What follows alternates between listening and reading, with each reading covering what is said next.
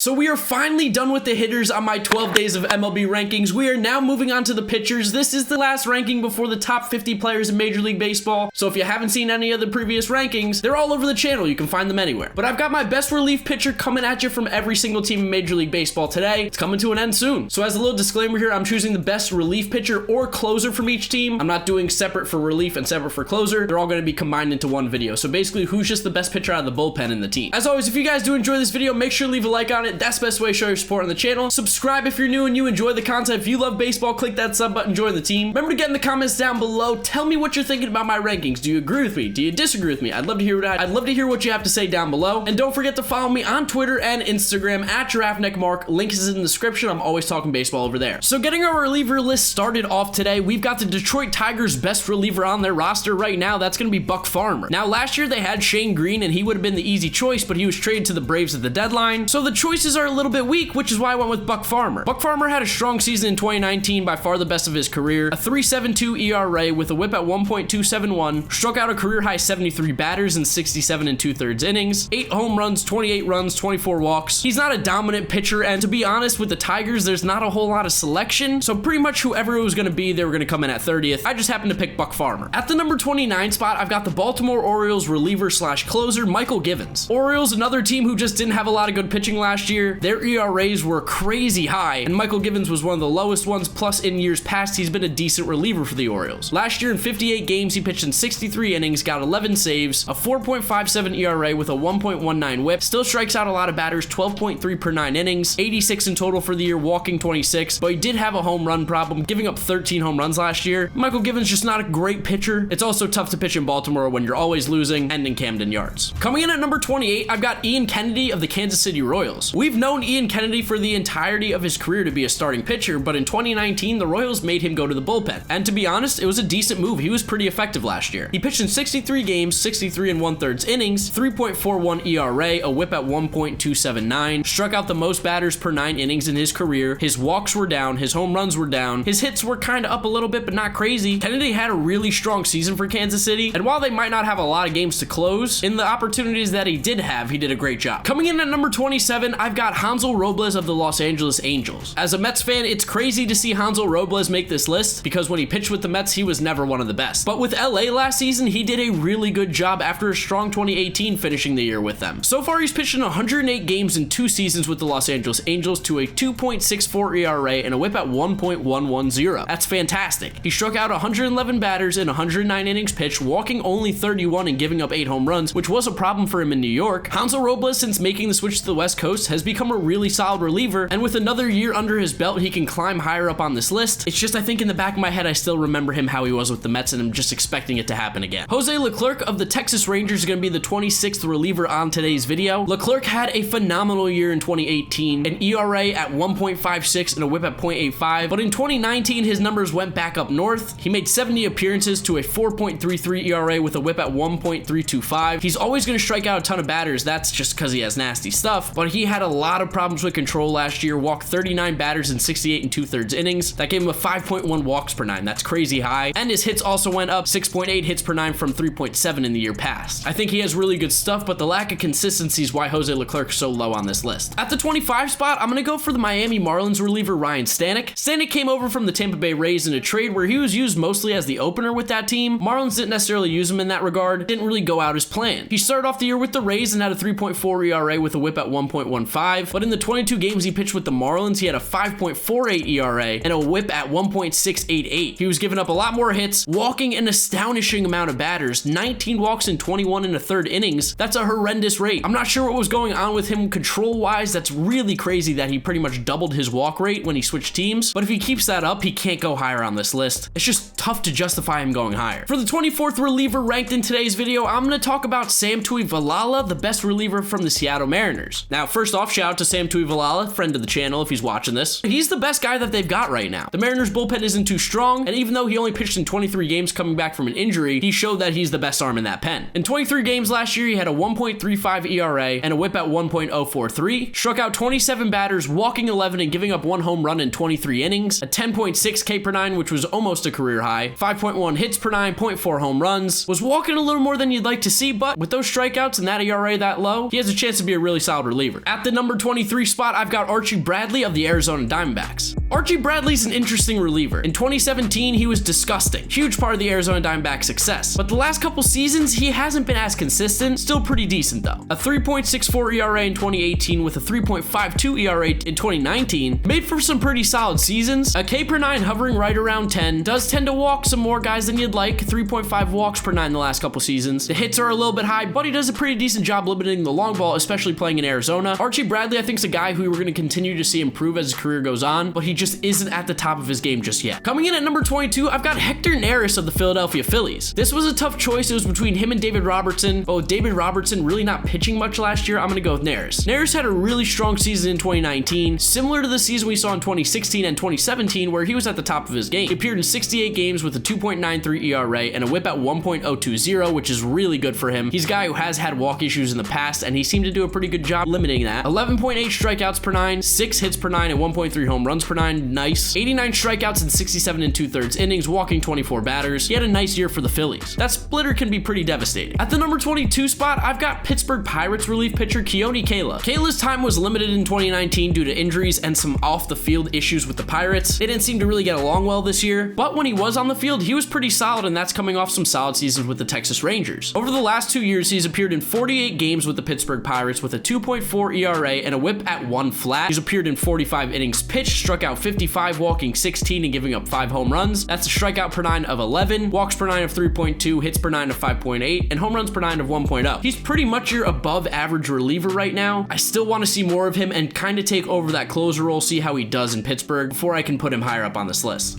Getting the top 20 started at number 20, I've got Chicago White Sox reliever Alex Colome. Colome came over to the White Sox last season, did a really good job for them in the bullpen, was definitely their best arm. He appeared in 62 games, 61 innings pitched, saved 30 of those, a 2.8 ERA, whip at 1.066, doesn't strike out a whole lot of batters, only 55 strikeouts on the year, and does have a bit of a walk issue 23, which is why he's at the number 20 spot. He gets the job done, but sometimes it's going to be a little hard to watch. Colome is not one of the nastiest guys in the league or the toughest to hit, but he is effective. At the number 19 spot, I've got Emilio Pagano of the Tampa Bay Rays. Pagano became the closer for the Rays in 2019, had a really strong season after pitching in 2018 with Oakland, appeared in 66 games, 70 innings pitched, saving 20 of those games, 2.31 ERA with a whip under 1 at .829. Always love when the whip is below 1, that's nasty. 96 strikeouts, 13 walks, 12 home runs, gave him a strikeout per 9 of 12.3. The walks of 1.7 is fantastic. I love a reliever who doesn't walk guys. He's at 19 because I'm just not going to jump the gun just yet. We see how quickly relievers can change. The guys ahead of him just have years of consistency under their belt, whereas for Pagano, we've only seen 1 season. Coming in at number 18, I've got Giovanni Gallegos of the St. Louis Cardinals, who broke out in 2019, similar to a lot of the guys on this list. Came over from the Yankees in the Luke Voit trade, ended up working out for both teams because Gallegos has been really solid. 66 appearances for the Cardinals in 2019, 74 innings pitched, a 2.31 ERA, a whip under 1 at .811, again disgusting, struck out 93 batters, walked 16, only gave up 9 home runs,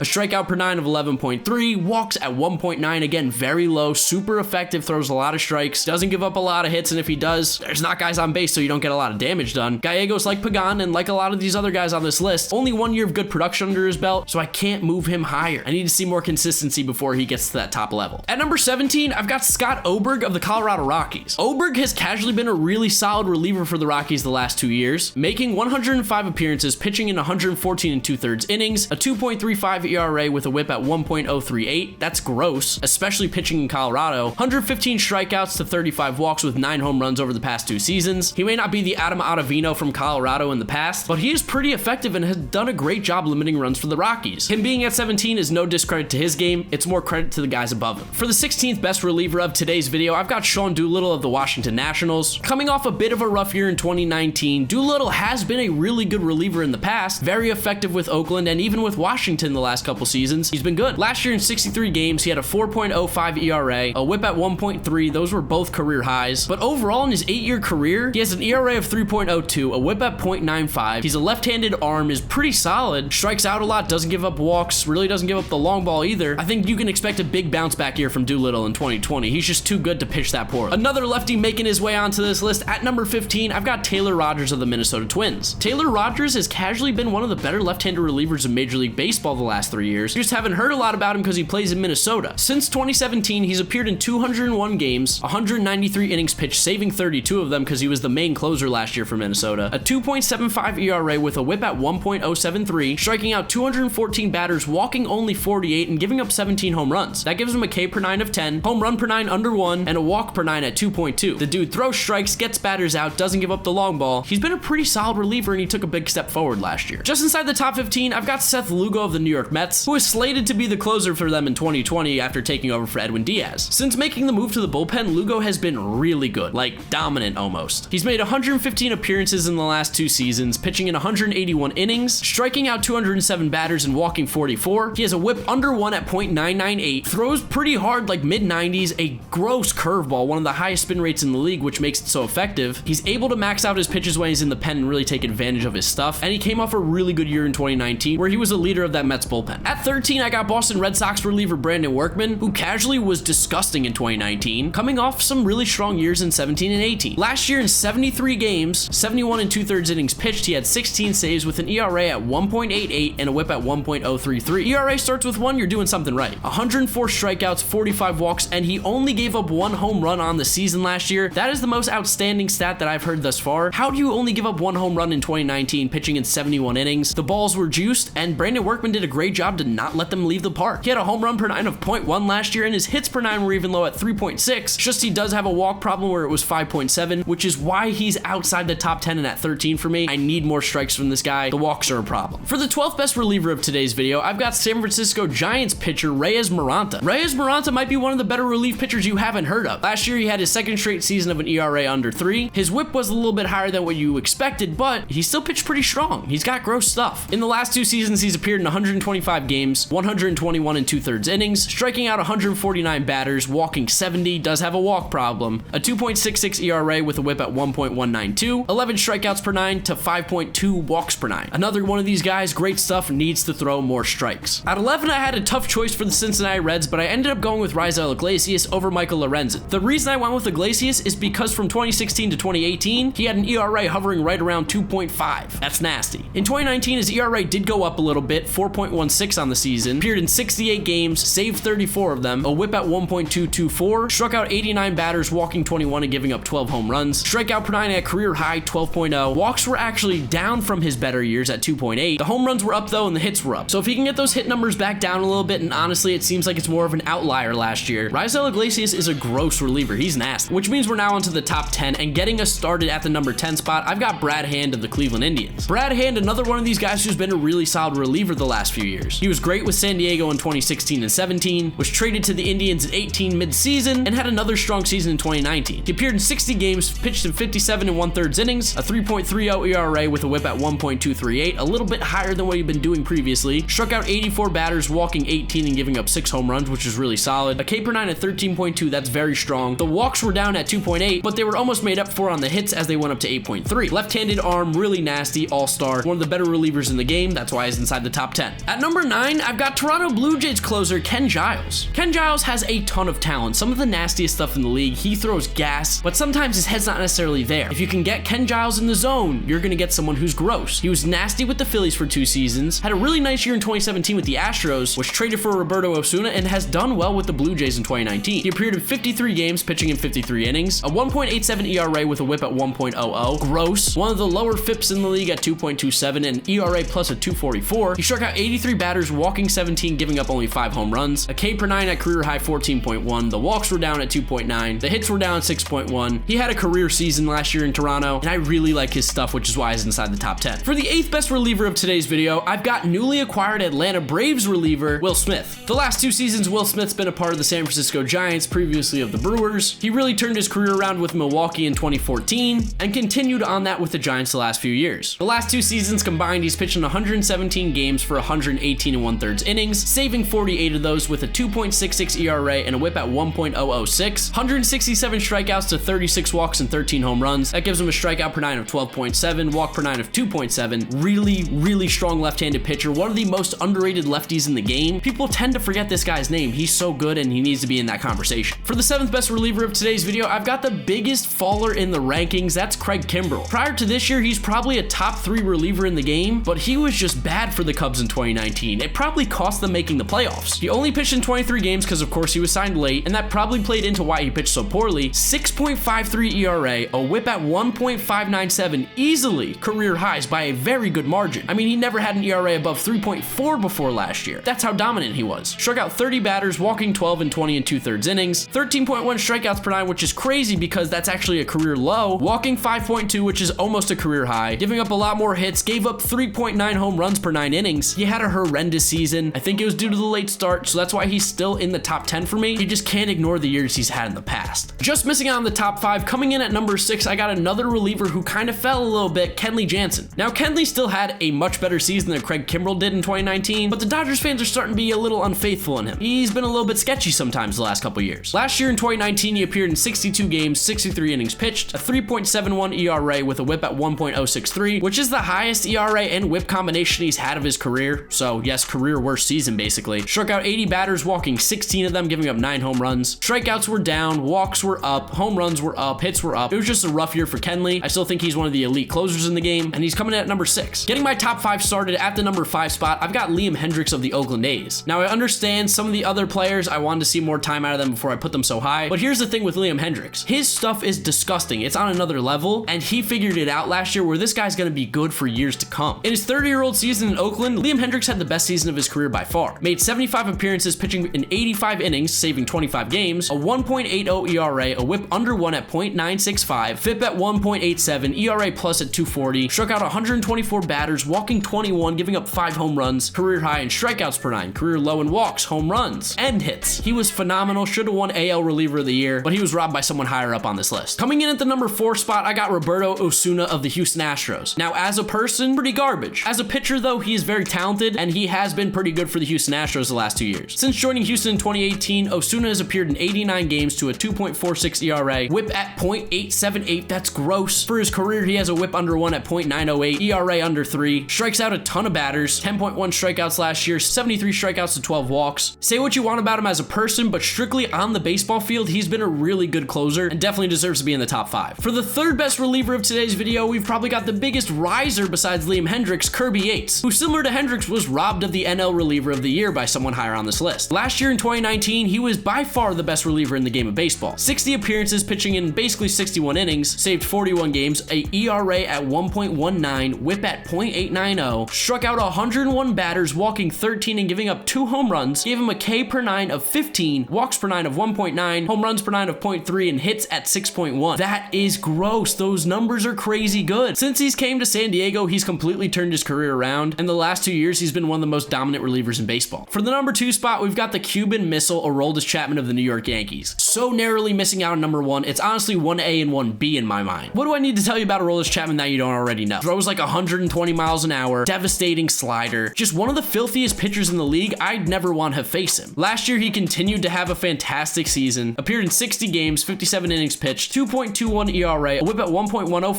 2.28 FIP, 202 ERA plus, struck out 85 batters, walking 25, giving up 3 home runs. His strikeouts were down from previous years, but so were his walks, while his hits did get a little bit of a spike. Regardless, Aroldis Chapman is without a doubt one of the top 2 relievers in baseball. So crazy good. I don't know how you'd ever hit this guy. He's gross. Because coming in at number 1 as the best reliever in Major League Baseball, I'm gonna go with Josh Hader of the Milwaukee Brewers. Josh Hader may not throw as hard as Aroldis Chapman, but he is more effective than Aroldis Chapman and doesn't have the walk issue and has some devastating stuff. Listen to these numbers since he came into the league. In the last 3 seasons, he's made 151 appearances, 204 innings pitched, a 2.42 ERA with a whip at .850, struck out 349 batters, walking 72 and giving up 28 home runs. That's a K per 9 of 15.3, walks per 9 of 3.2, hits per 9 of 4.5, and a home run per 9 of 1.2. He is gross. Hader is disgusting. You know how I said I wouldn't want to face Chapman? I'd want to face Hader less. He seems like he's impossible to hit if you're left-handed. So that's my rankings for the best reliever from every single team in Major League Baseball. I would love to know what you guys think about it down in the comments below. Give me your thoughts and opinions. You know I answer comments down there, so let me hear what you got to say. Remember to leave a like on the video as well if you did enjoy it. We are coming towards the end of the 12 days of MLB rankings. The support has been immense. Keep it up. Thank you so much. Also, don't forget to hit that subscribe button. Join the team if you love baseball content. And you can follow me on Twitter and Instagram at GiraffeNeckMarc. Links in the description. I'm always talking baseball there if you guys want to talk. Gonna wrap up the video there. I need to go to sleep. It's like 3 a.m. when I'm recording this, so yeah, let's wrap this up. You know the drill. YouTube recommends you watch this video right here as well as this is my most recent upload. So So click through those if you have not yet seen them. Thank you so much for watching my rankings again today, guys. I'll catch you all tomorrow for another one.